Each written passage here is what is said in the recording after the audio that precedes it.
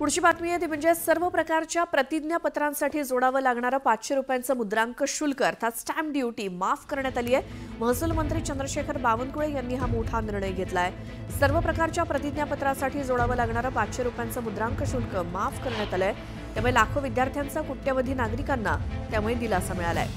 यापुढे एका साध्या कागदावर स्वसाक्षांकित अर्ज लिहावा लागणार आहे। साध्या अर्जावर तहसील कार्यालयाकडून प्रमाणपत्र मिळेल आणि 10वी-12वीच्या निकालानंतर विद्यार्थी आणि पालकांना प्रतिज्ञापत्र करावं लागतं। या सर्व प्रकारच्या प्रमाणपत्रांसाठी लागणारा एकूण 3 ते 4 हजार रुपयांचा खर्च वाचणार आहे। या निर्णयाची तत्काळ अंमलबजावणी करण्याचे आदेश बावनकुळे यांनी दिलेत।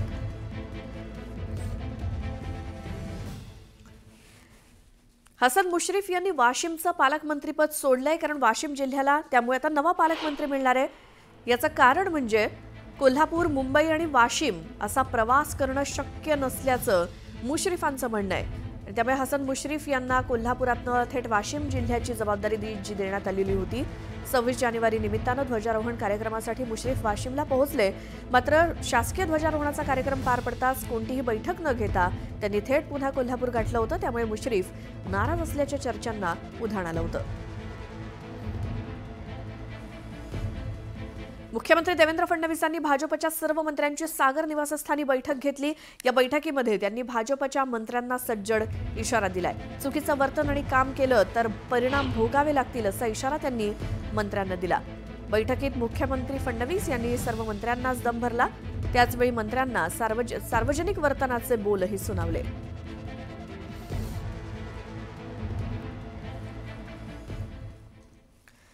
आता पुढची बातमी बघूयात ती म्हणजे कोकणामध्ये शिवसेना उद्धव बाळासाहेब ठाकरे पक्षाला एक मोठा धक्का बसलाय। कारण रत्नागिरी जिल्ह्यातील दापोली नगरपंचायतीच्या नगराध्यक्षांवरती शिंदेंच्या शिवसेनेनं अविश्वास ठराव दाखल केला। या नगरपंचायतीवरती सध्या उद्धव ठाकरेंच्या शिवसेनेची सत्ता आहे। मात्र 13 पैकी 12 नगरसेवकांनी वेगळा गट करून शिंदे शिवसेनेत प्रवेश करत हा अविश्वास प्रस्ताव दाखल केला। कोकणातील एकमेव नगरपंचायत ठाकरेंच्या शिवसेनेकडे होती, ती देखील आता हातातून जाणार असल्यानं उबाठाला हा मोठा धक्का मानला जातोय।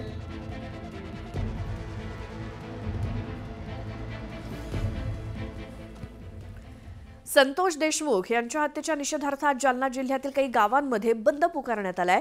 जिल्ह्यातील जाफराबाद, राजूर, रामनगर सोबतच अनेक गावांमध्ये बंद आहे। तर जालना ते परभणी महामार्गावरील रामनगर इथे सकल मराठा समाजाच्या वतीनं रास्ता रोको आंदोलन करण्यात येणार आहे। संतोष देशमुख यांच्या हत्येचे फोटो व्हायरल झाल्यानंतर मराठा समाजात आक्रमक झालाय। धाराशिव जिल्ह्यात सुद्धा बंदची हाक देण्यात आली आहे। अत्यावश्यक सेवा वगळता सर्व व्यवहार बंद राहणार आहेत। सार्वजनिक वाहतूक सुद्धा बंद ठेवली जाणार आहे। जिल्ह्यातील 8ही तालुक्यात कडकडीत बंद पाळण्यात येणार आहे।